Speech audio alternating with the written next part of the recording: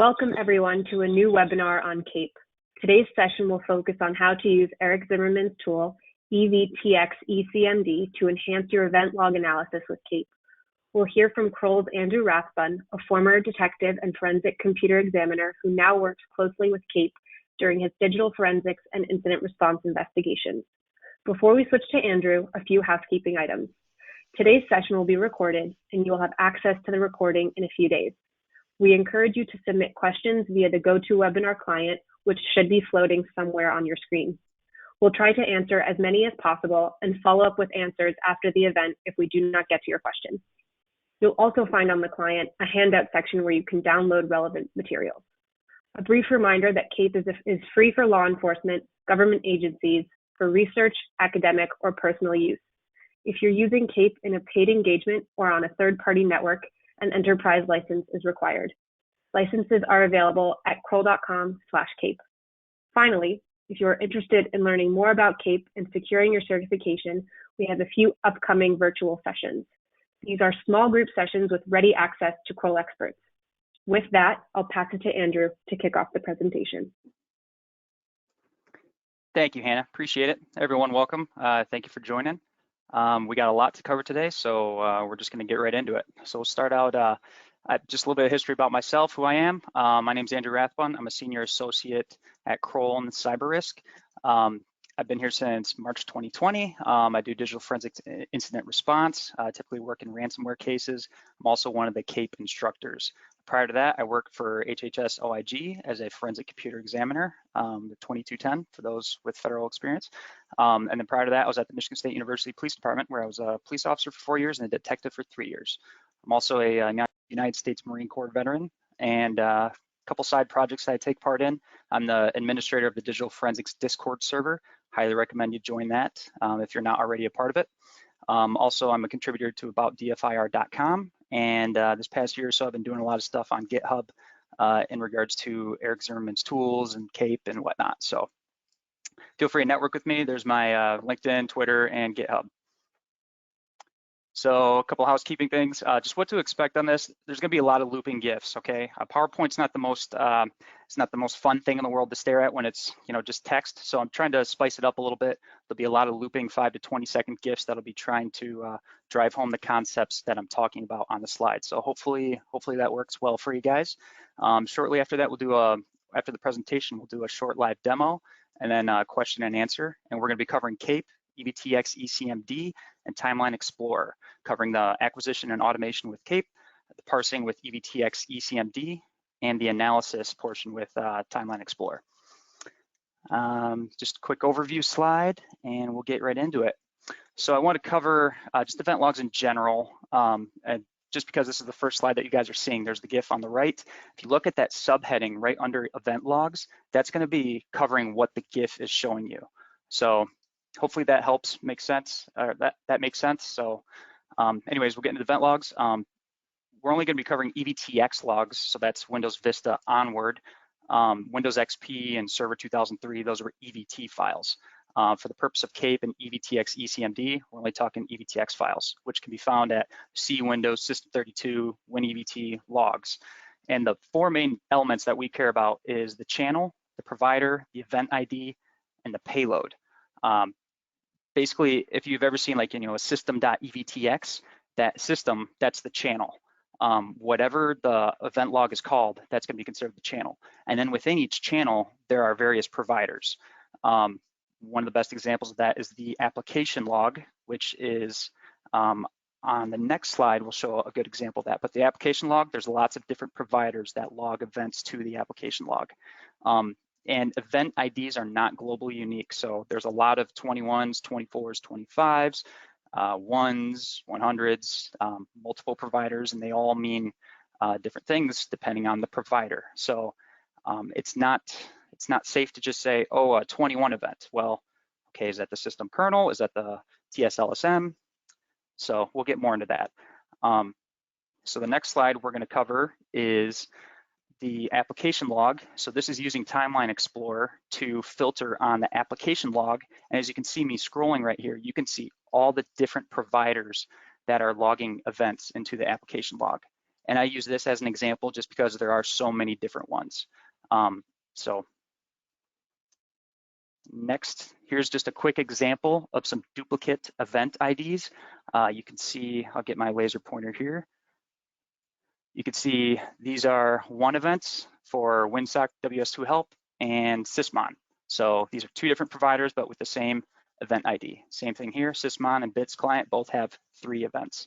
And then same here, event 169 for WinRM and Remote Desktop Services RDP Core TS. So just some examples right there.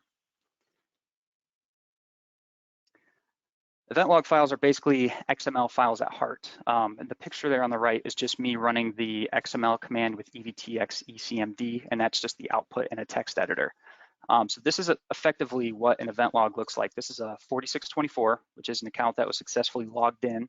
You can see each of these data name values here. There's probably 20-ish here without counting. These are what can be mapped using EvtxEcmd's mapping feature and help make your analysis a lot more efficient. All of the data within the event data will reside in the payload column, and I'll show you that coming up. But even if a map only chooses maybe 10 of these to map in the various columns, all of this data that you see within event data here, event data to event data, all of these is going to reside in the payload column. So just for your awareness, and we'll have a better illustration of that coming up here. So the secret sauce for Eric's EvtxEcmd tool is maps. And this is just an example of a map in the GIF there. It's for a security 4625. So once the GIF loops back to the front, you'll see what it looks like from top to bottom. But basically maps are used by EvtxEcmd to extract data from parsed event logs and display the data into an easily digestible format within various columns. And those columns are like map description, username, remote host, payload data 1 through 6. So those are, for lack of a better word, proprietary to Eric's tool. That's not something that Windows knows about, is the map description, username, and all that. There's 329 maps as of March 28th, so just a couple days ago. There's always more being added, and I will get into that about making sure you're keeping up to date, and so you can benefit from all those. The map files, they're basically just text files, and it's done in YAML. And when you parse for it, you're using XPath queries. And I will illustrate this later. And anyone can make them because it's on GitHub. It's on the EvtX GitHub repo. So highly recommend, I'll bring more awareness to that later on in the presentation as well. Even though anyone can make a map, ideally you want only the most useful maps because, I mean, there's thousands of events out there. A lot of events don't even have any event data at all. So what you're seeing here in the event data section, there are a lot of events that don't even have anything. We don't need a map for that. There's no point. And another cool thing about maps is lookups and regex. And we got a couple examples right here. So this is a lookup table. And basically, this is the data that is logged in the event data. It looks like just a hex value. Doesn't mean anything to me, probably doesn't mean anything to you, but it means something to Windows. And basically, we can take this value, translate it to, I believe it's the second one here, username is correct, but the password is wrong. And that is what will show up rather than this hex value on our CSV output when we are using EvtxEcmd. So we have a good picture of that here. Again, this is the data that is in the actual event. And you can see that this map is looking for the substatus value here. So these match up. And then now we go here to the property name. These match up. So this is basically saying substatus, I want you to resolve it via a lookup table. So whatever this value is here, I want you to do a lookup table. Username is correct, but the password is wrong. And then throw it in here, which will be failure reason, whatever the value is for substatus, whatever the translated value is. So username is correct, but the password is wrong. That's basically how a map works with a lookup table. And now for a regex example, this is for events. As you saw a few slides back, there were like 20 different lines with value name. Some just throw it all in a data, just in a data node, I guess for lack of a better term here. An example of that is the Symantec 51 security risk found event. So all of this data is just in one value. So you can use regex to basically parse out, you know, hey, I want well, this is an example here. Under the executable info column, we want, from this value to that value, which ends up being file, and then basically the file path. For payload data 1, same thing, security risk found all the way to file. That will then show up as this, security risk found, hack tool XYZ. Same thing for payload data 2, just want action description. And so that will be here. So how do the maps influence our CSV output? And this is yet another breakdown. There's a lot to digest on this one. I will walk you through it. It's kind of the same thing we've already talked about, but this is the XML event here, okay? So this is the first step. You can see, target username, it's calling for it here, target domain name under payload data 1. So it outputs it as target domain name, target username, and then that gets output into here. So yes, this is just an example and it doesn't match up with this, but the general concept is there. For each of these, username maps to here, description maps to here, payload data 2 maps to payload data 2 column. So hopefully that makes sense just how it all works. It's a lot going on. Again, you guys will get the recording for this, so you can go back and look at this and try and make sense of it better if you're having some issues. So this is what it looks like without maps. So if EvtxEcmd did not have maps, you can see all these columns here not being used. Map description, username, map description, username, remote host, and then payload data 1 through 6. Now, all the data is still going to exist in the payload column, which is a little bit further to the right, but let's go to the next slide and see what it looks like when we do have maps. So you can see here, you're seeing descriptions, map description, Windows is starting up. As I'm scrolling down here, you can see a lot of the high fidelity, the low hanging fruit, so to speak, the most important data of each event is being put in these various columns, and that's all because of maps.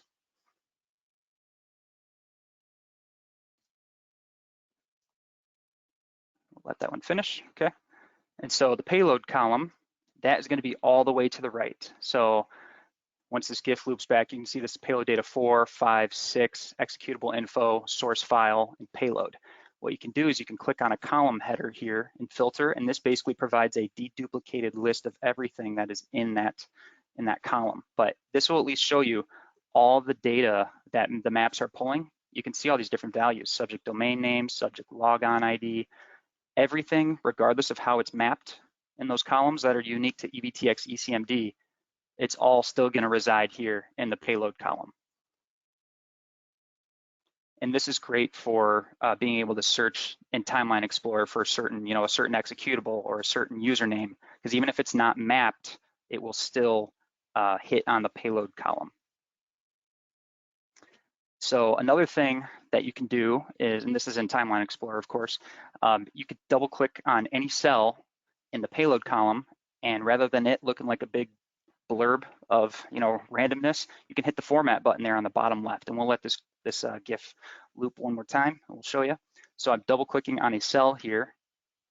You can see that's just a huge mess. Well, you hit format, it formats it nicely. And there's our bad executable right there, a.exe. So you might be wondering, these maps, does it add any sort of time to the processing or the size? I did a test, basically used the EVTX attack samples on GitHub, which is like 280-ish infected event logs. I parsed those by deleting my maps folder and then parsing it with EvtxEcmd. So you can see the top result here, only took 14 seconds. When I synced the maps, I did it only in 6 seconds longer. And it output a 6 megabyte-ish bigger CSV. So it only took 6 seconds longer and was only 6 megabytes bigger. I would say that's worth the extra time and the size for the quick wins that it provides you.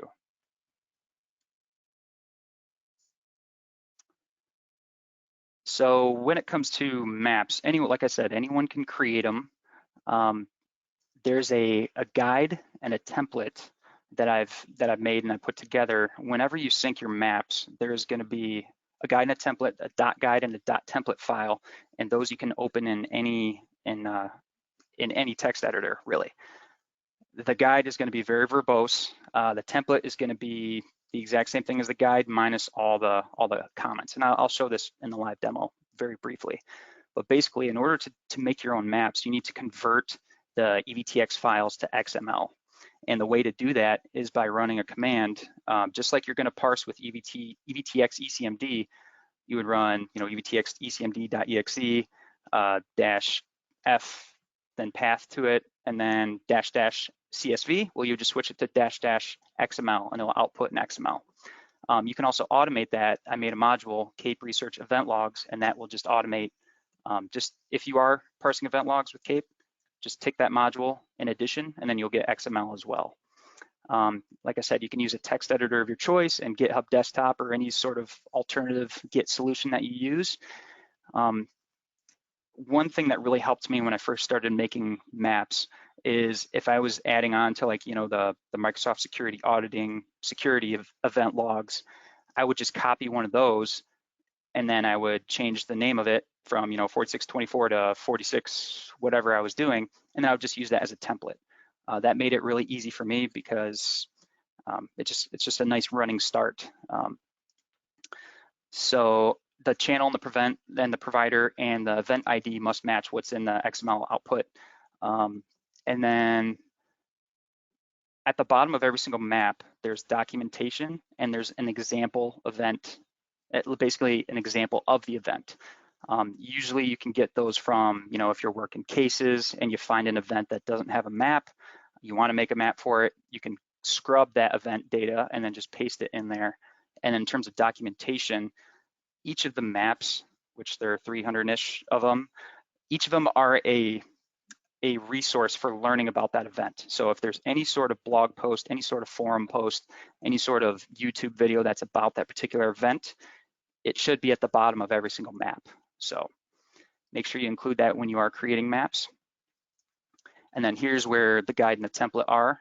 You can see in Cape modules bin EvtxEcmd maps.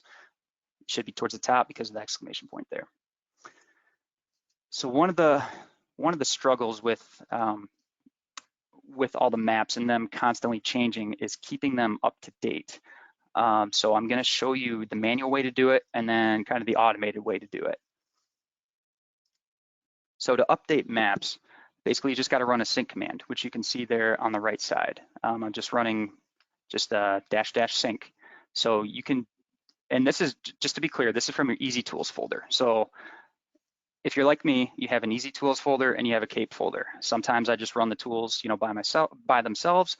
Sometimes I'm doing things. Most of the time, actually, I'm doing things with Cape. But sometimes there are reasons to just, run one of his tools just by itself. This is the way to do it with EvtxEcmd by itself, and it syncs for new and updated maps from GitHub, which it's that GitHub repo. And this is the big thing I want to drive home. Doing this command at this location does not mean your Cape instance has updated maps. So, and the reason why that is because when you are, and this is just an example of just an event log module, but when you are running modules with Cape, they are looking for them in the Cape modules bin folder. And then you can see the executable here will be, the folder and then the executable itself. So by updating it in this location, that is obviously not this location. So if you are like me and you have your Easy Tools and you have Cape, you need to make sure you're maintaining both locations so that you're playing off the most updated sheet of music. And then you can just see here, yeah, that's the Cape instance of EvtxEcmd. And then here's how you do it for Cape. So you can manually go to your Cape modules bin, EVTX Explorer, EvtxEcmd, and run a sync command. Or I just created an easy button like a month or two ago. It's this tool sync module. And basically what that does, you can just tag this on whenever you're doing EZParser or any other modules, and it will go through, we'll go to the next slide. It'll go through and run the module for EvtxEcmd, Cape, RECMD, and SQLEcmd sync for maps, targets modules, batch files, and maps. So that is a very easy way to keep not the binaries, but at least the maps, batch files, targets, and modules. The the files that they use. So how we can incorporate this into CAPE, here's just a basic CAPE workflow that I do for pretty much every single case. So the top GIF is going to be the target side of CAPE. The bottom GIF is going to be the module side of CAPE. So there's multiple options. Basically, whatever ones I'm clicking on here in these GIFs are, they cover event logs, either the acquisition thereof or the parsing thereof. So I typically run with CapeTriage, and then I'll throw on ToolSync, and then I'll do EZParser. EZParser just is every single one of, not every single one of Eric's tools, I should not say that, but it's most of Eric's tools that relate to pretty much everyday forensics. And the reason why I do CapeTriage is because every single one of the tools listed in EZParser, so long as that data actually exists on the target system, each one of those tools is being put to work and giving me output. So that is why I do that. And then here's just kind of here's the GUI of CAPE. I just step by step, I turn on targets, I do my target source, target destination, I select my target. Third step, I go here, put my module destination, I choose EZParser and ToolSync if I want. I do CSV personally, and then this is optional, I do debug messages, and then after that, as long as this execute button is clickable, then you got yourself a good command and you can run it and you'll get output in short order. And basically this is a GIF of what I just walked through. I actually reverse steps 2 and 3 here, so I usually do, this is just, I do this mindlessly because I do this so many times every day, but we'll let this run through. And one option you can do is trace messages. Just know that this slows down the parsing and just gives you a lot more verbose messaging. I typically just do debug just so I know that there's actually something going on, maybe when it's chewing through an MFT or something that's really large. So when you run EZParser, you're going to get this output, and this is basically just a flat view on my mout folder, which would be just your module output. So you could see here, this is all the file system output, this is event logs, and then SQL databases. So this is what we're looking for here for the purpose of this webinar is the EvtxEcmd output CSV.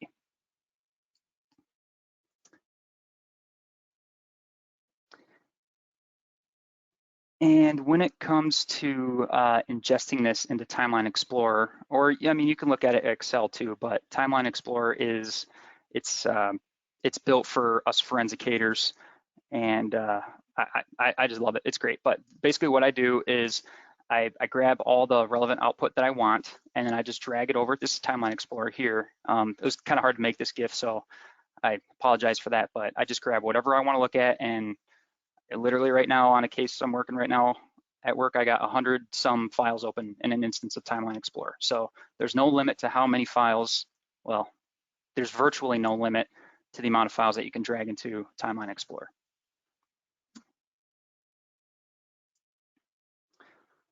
So some final thoughts before we get into a live demo. The maps are very useful, as hopefully I've been able to illustrate. But the payload column is still very relevant. For instance, there is one particular event. It escapes me. I think it's something diagnostic. I can't remember the exact event ID, but literally there is 80 different values that are stored in it, and there's a blog post on it. Yeah, I can't remember off the top of my head. But so basically the point of that is the payload column is still very relevant. And then the maps are only as good as the author made them out to be. So for instance, when you're dealing with like the regex examples, if you're not getting expected output, you may want to go look at the map itself and see what the actual regex is doing, just as an example. And then, so the third bullet there, that kind of goes to the event that I talked about, of which the event ID escapes me. There's just no way you can organize and fit 80 different values of data into the payload data 1 through 6 columns, and maybe some overflow into username, remote host, executable info. There's still so much that you're going to miss. So you really need to pay attention to the payload column. And then during your analysis, if you find badness in the undocumented or unmapped events, and there's value to be had for all, make sure you either make the map yourself and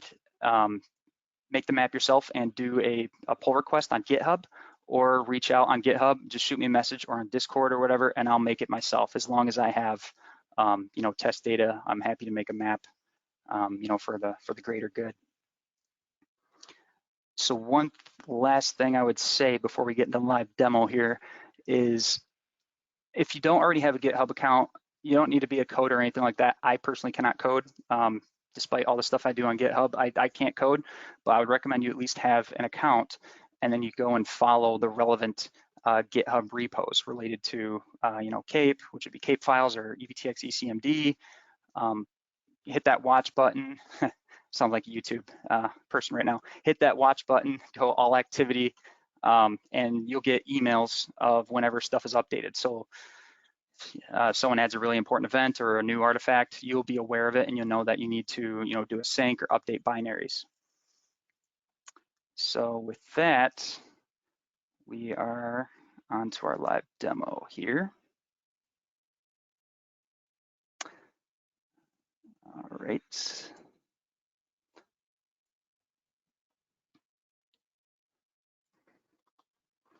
All right, so hopefully everyone can see this okay. In order to see it more clearly, you can adjust the zoom at the top of your client to what suits your monitor. And as a reminder, this is being recorded, so you can rewatch this at a later date. So if you are having any issues seeing it right now, fret not.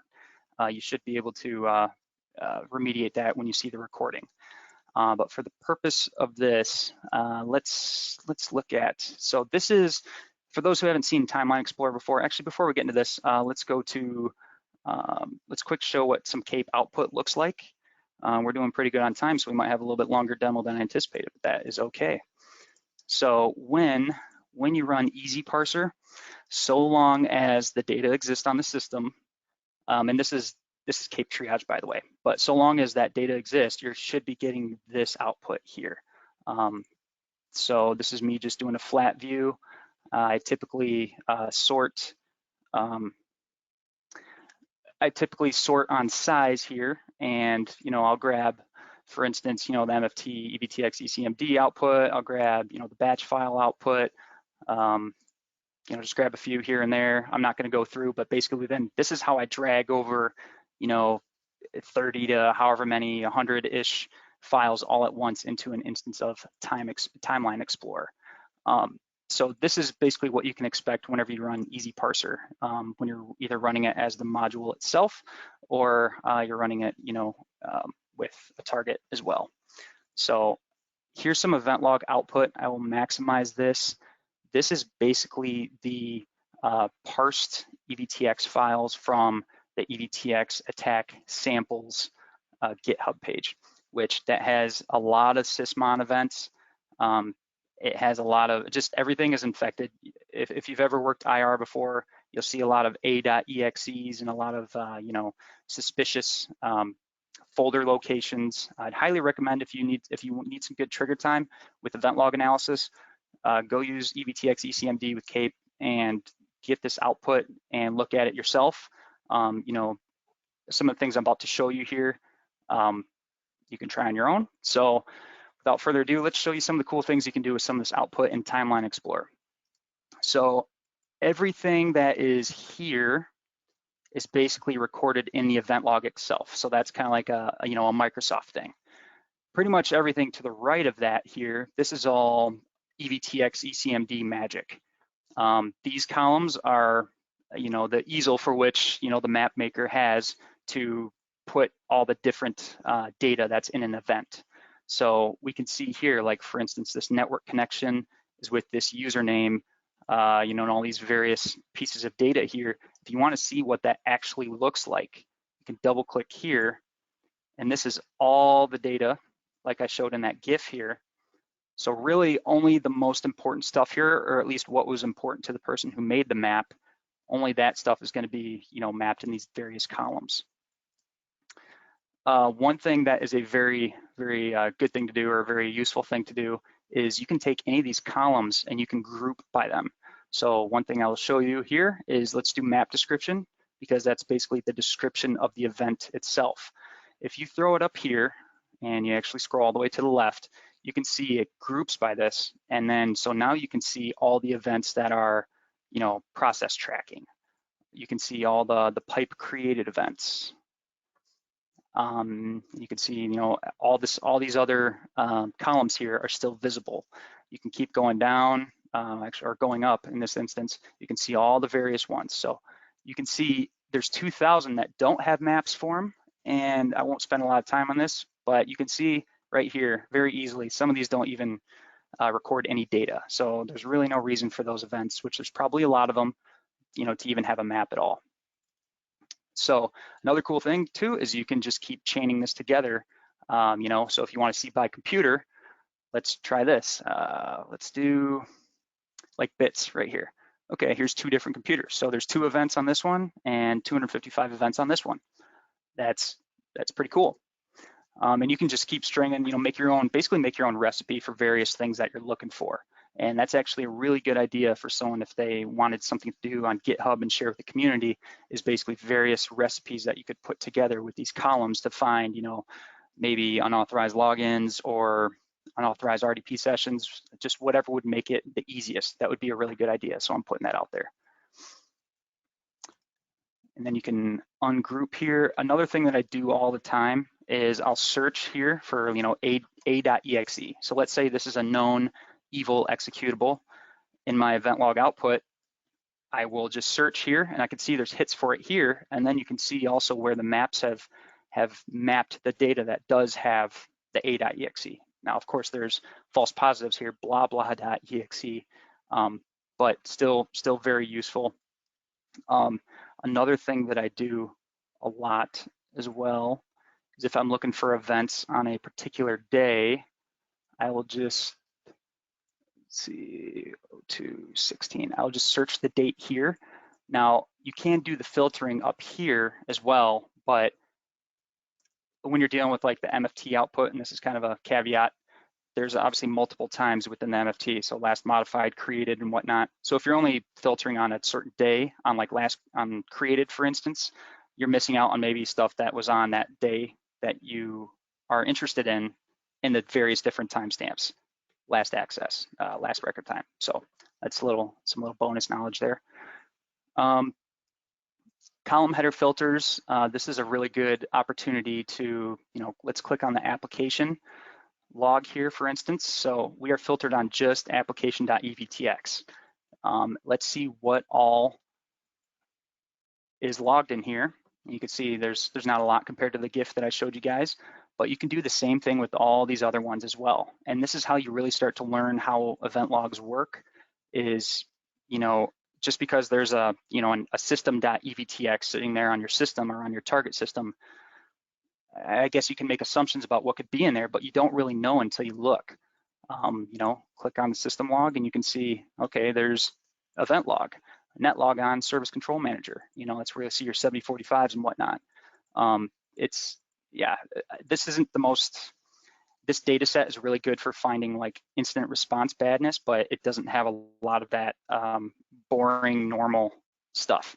So I would highly recommend, honestly, I would really recommend, if you need more trigger time with CAPE, with EvtxEcmd, with Timeline Explorer, really one of the best things I can recommend is run CAPE on your own system. Look at that output, and as long as it's a computer you've been using every single day, you are going to know what's normal, what's not normal. When you're seeing certain events, you're going to remember doing those, and you're going to be like, light bulb's going to go off. Oh, hey, I remember doing that. Oh, so when I do that, that's how that shows up. Oh, cool. And then you can apply that knowledge to your cases. So when you are working, whatever case it may be it corporate or law enforcement, you know better the artifacts, because regardless of your experience in digital forensics, no one knows your system better than you do. So, you're not going to find a lot of a.exes and other badness like that on your system. It'll be pretty boring in that regard, and that's good. But you will still learn a lot about what's normal and what normal everyday activity looks like. So that is invaluable in incident response. It's looking back on it. It's also invaluable on, the law enforcement cases that I worked. I wish I knew better at that time, but, it's passing on lessons I've learned. So another thing that we can do here, let's see. Yeah, there's just so much with Timeline Explorer. Really, the workflow from CAPE to with using EvtxEcmd to Timeline Explorer, I can't recommend a better workflow. So with that, we're getting about to our point in time where we need to move to Q&A. So if anyone has any questions at this time, let's move this out of here. And 1 second here. I want to remind everyone that we've had quite a few questions come in about CAPE itself. So a reminder that we have upcoming training sessions that can answer all of your CAPE related questions, but Andrew will now answer questions related to EvtxEcmd. Okay, so one question I'm seeing here, payload is equivalent of the raw event output. Yes, that is correct. Basically, yes. Especially when you parse it out to XML, you will see what that raw event looks like. If there's time towards the end, I can maybe show you that. But on to the next one, is there any benefit to keeping EZTools and CAPE separate other than your path? So when you download Eric Zimmerman's tools by themselves, and then you look in your CAPE modules bin folder, you're going to see there's a kind of a big difference, because he does have some tools, like a time app, for instance. He has a VSC mount, a couple other ones that really CAPE just don't, currently have a use for via a module. So if you don't use the EZTools all by themselves, then I guess you don't really have to maintain them. But if you're like me and you use both directories very often, I would recommend keeping them both up to date, especially if you're using any tool that has, a batch file or a map that it depends on and that is constantly updated all the time, which making a GitHub account and following those repos will keep you in the loop as to all the changes that are going on, all the new additions, the updates. They're quite lively. So, and if anyone is interested at all in contributing to those, you can always just shoot me a message through the various social pipes, and I can get you rolling. So next, will that flush anything in the bin folder, the basic CAPE? So let's go back to that real quick so we have a visual right here. Okay, so if you have this flush button here checked, it will. And if you don't, then it won't. So hopefully that answers your question there. Let's go back here. Okay. Tool sync. Why is it not an option for targets, only for modules? So the tool sync, syncing the tools requires a command line function, and modules require an executable that can work with the command line. Targets, you're only acquiring data. And we know, without getting too far into it, because we do have the CAPE training, the targets are just acquiring data. The modules are basically executing tools against that acquired data. So that's why it's on the module side. You can't run any sort of command line, anything really on the target side. CAPE's more just looking at a file path specified and going and grabbing those things and putting them wherever you tell them to. Let's see. Can we run targets and modules at the same time, or do we need to do it separately, one by one? It depends. I mean, say for instance you have like an image that's mounted on your system. It's really up to you. What I do, I always run the target side, because I want those native files, those logical files, to be in my CAPE output folder. Because yeah, I'm looking at all the CSV output that's in my mout folder, but sometimes I want to go actually look at that software hive, and throw it in Registry Explorer. So that is why, and I don't want to have to go back, find the evidence, remount it, and then go hunt, C system or C Windows System 32 config, blah, blah, blah, and go find that. I want it just right there. So out of convenience for me, I always run targets and modules together. Even if I'm running CapeTriage on a CapeTriage poll, it's just a fancy way of copying it to where I want it to be, basically. So that's what I do. Everyone does it differently. Some people may see that as wasteful and taking too much time and extra space, but it's one of those things I'm just doing a favor for my future self, so I don't have to go hunting for an actual file that is being parsed when I need to actually go look at the file. So hopefully that makes sense there. What do you do when the CSV file can't be managed by Timeline Explorer because of size? So the thing when you're dealing with really large CSVs, and I know exactly what you're talking about, I've seen 25 gig security EvtX files. A couple other ones have been really massive. Different ways to go about it. When you're running the event logs module in CAPE, it's running a -D command. So it's doing it on the directory, the entire directory, all the event logs. That may be an instance where you want to not do a whole directory and maybe that really large file, parse that one just by itself and have that CSV separate from all the other, 50 or 70, however many other event logs there are on that system. So you may have like one output that's just your security.evtx and then other output that's all other logs.csv. That's actually exactly what I do in that instance. Now, in terms of how you then go analyze those massive files, Timeline Explorer, the largest one that I've opened is 13 gigs. That's the largest CSV that I've opened in Timeline Explorer. Now, it also took a while to parse, but it's one of those things where if you know you're dealing with really large output, drag it into file or drag it into Timeline Explorer, and then go get a cup of coffee or go to lunch or something like that and go check on it. That's typically my workflow with that. There's also options you can do with EvtxEcmd by itself to where you can just parse a certain date range or certain events, and that would require you just using the tool manually. Or you could also, if you really want, you could make your own module and just store it in the local folder. So whenever you do deal with that, hey, these are the only events I want. I only want 4624s, 4778s, 4634s, whatever. And then you can basically make your own, recipe, for lack of a better word, via your own module. And if you think it's something that is beneficial to the greater good, then you can put it on GitHub. But that's what those local folders are there for. Those would be in your targets or modules folder. There's a !local folder. That's for you to have like your own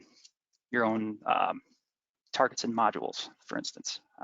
So hopefully that was helpful. And then Timeline Explorer, I believe it was written in C# because that seems to be Eric's language of choice. This is running locally.